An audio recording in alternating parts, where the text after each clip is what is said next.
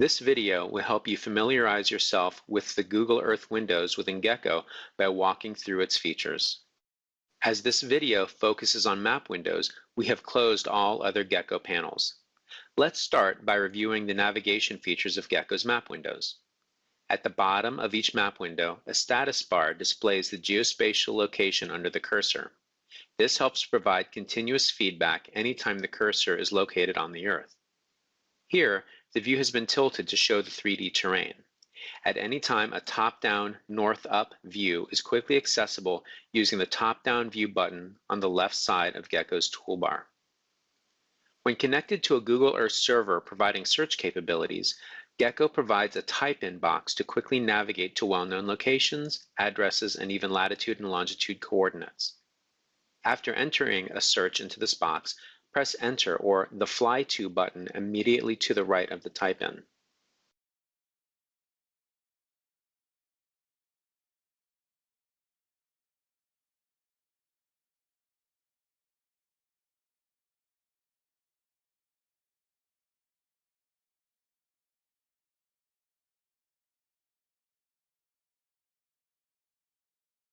GECO maintains a history of search locations for auto-completion and easy retrieval.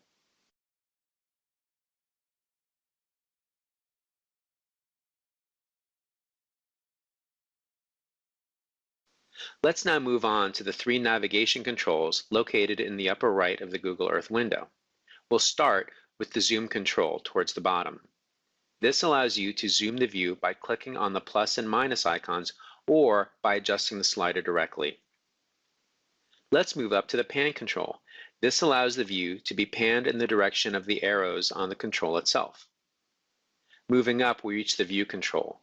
This controls the orientation or direction of the viewpoint and allows the view to be tilted up and down or left and right.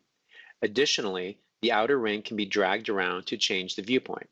Note that the N always indicates the direction of true north in the current window. Google Earth's mouse and keyboard navigation shortcuts are also available to you.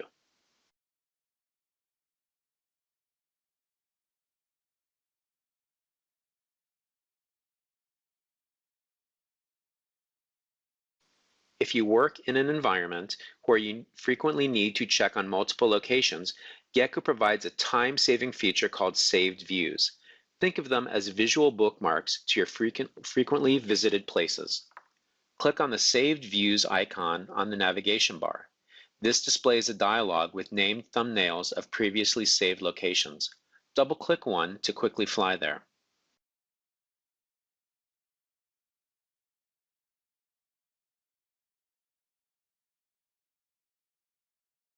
You can add new saved views by navigating to the new location and pressing the green plus icon. GECO will temporarily close the dialog, take a snapshot of the map window, and then place it at the end of the list. You can rename it by clicking on the text and typing a helpful identifier.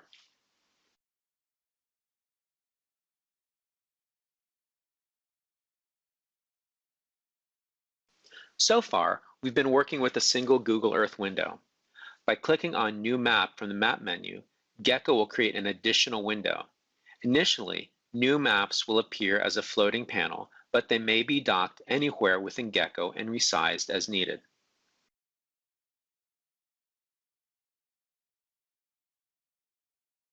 Each map may have its own view, and GECO makes it easy to know which map is current with the light blue or a cyan border around it. It's important to know which map window is current, as features which change the viewpoint operate in the current window only. For example, saved views, location search, and flying to entities or messages. When working with multiple windows, it may be helpful to distinguish map views from each other. GECO allows you to add titles to a map window by selecting Title from the map menu and entering an appropriate name.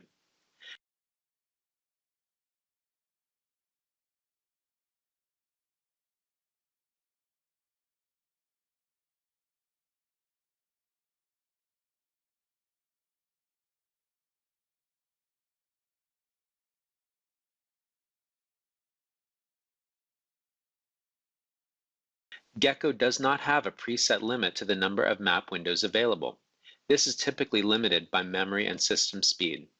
Multiple windows may be very useful when tethering to several entities at once, each within its own window.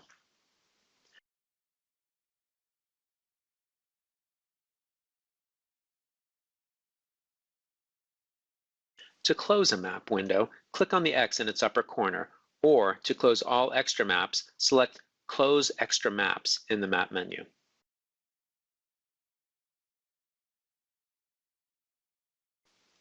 Titles may be removed from the current window by simply removing the text in the title box. Let's move on to Google Earth Data Layers.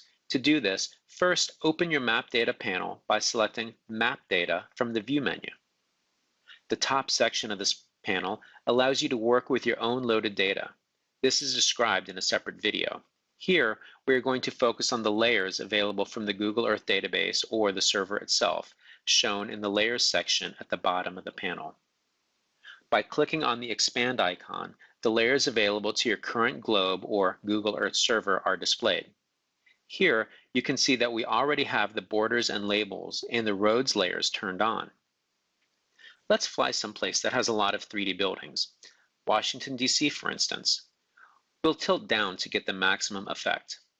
While we're here, let's briefly toggle the roads and the labels layers.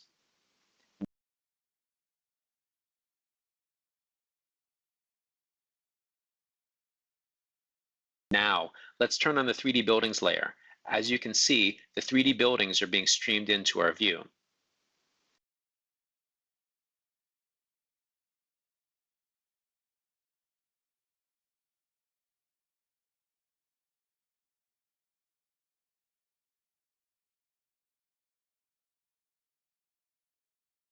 So far, we've used the public Google Earth server for this video. However, you can connect to any available Google Earth Enterprise server by clicking on Change Google Earth Server from the map menu.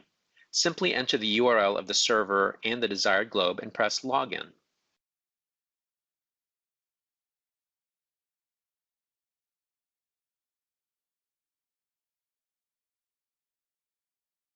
GECO will proceed to close the connection to its current Google Earth server and log into the new one. Here, we have selected a Google Earth portable server on the user's local system. If you are working with multiple Google Earth windows, each window can be connected to the same or a different Google Earth server as needed. When you connect to a different Google Earth server, the view from the previous server will be maintained.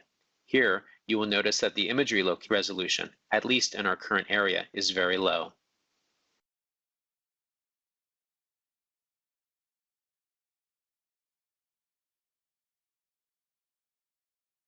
GECO allows you to connect to multiple Google Earth servers within a single map window by selecting the Add Database option from the map menu. Here, we'll add the public Google Earth server as an additional database.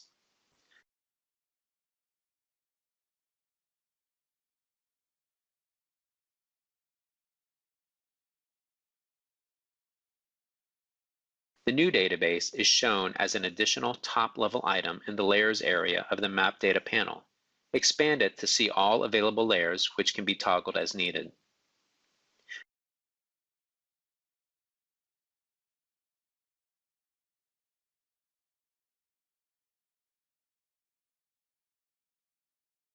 Now, we've flown back to Washington, D.C., and have selected the imagery layer from the public Google Earth server.